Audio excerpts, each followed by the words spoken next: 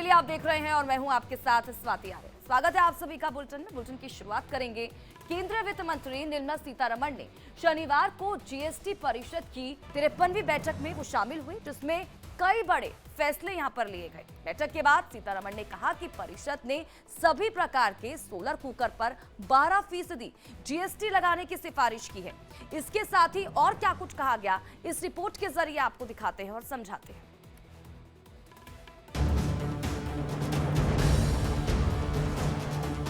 GST counselling meeting में बड़े ऐलान। प्लेटफॉर्म पर नहीं लगेगा जीएसटी, सस्ता होगा प्लेटफॉर्म टिकट।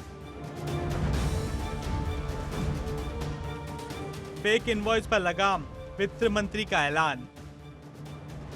लोकसभा चुनाव में बीजेपी की एनडीए सरकार बनने के बाद वित्त मंत्री निर्मला सीतारमण की अध्यक्षता में जीएसटी यानी goods and service tax council की पहली बैठक शनिवार को की गई। आम चुनाव में जीत के बाद मोदी 3.0 सरकार में जीएसटी की इस पहली बैठक में कई राज्यों के वित्त मंत्री शामिल हुए। इस बैठक में कई अहम फैसले लिए गए।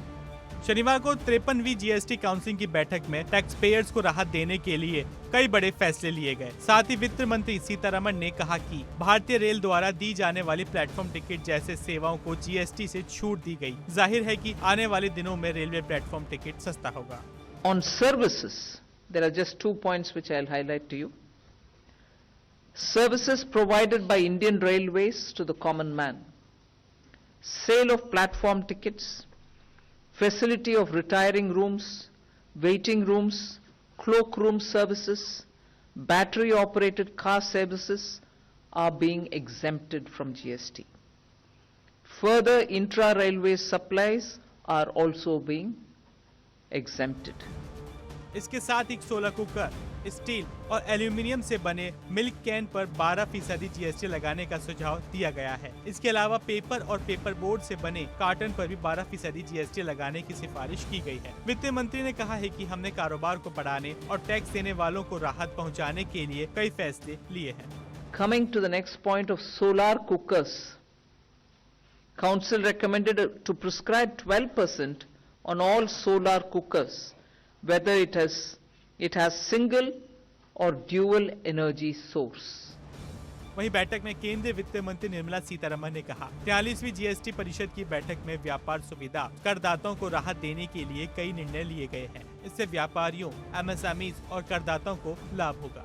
इस दौरान जीएसटी परिषद ने जीएसटी अधिनियम की धारा 73 के तहत जारी किए गए डिमांड नोटिस पर ब्याज और जुर्माना माफ करने की सिफारिश भी की गई है, जिसमें धोखाधड़ी, दमन या गलत बयानी से जुड़े मामले शामिल नहीं हैं। बता दें कि वित्त मंत्री 2017, 18, 18-19 और 19-20 के लिए धारा 73 के तहत जारी किए गए सभी नोटिसों के लिए परिषद ने उन डिमांड नोटिस पर ब्याज और जुर्माना माफ करने की सिफारिश की है जो तालीम हो चुके हैं।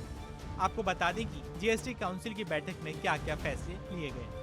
काउंसिल ने सभी सोलर कुकर पर 12% जीएसटी निर्धारित करने की सिफारिश की है, चाहे इसमें एकल या दोहरी ऊर्जा स्रोत हो।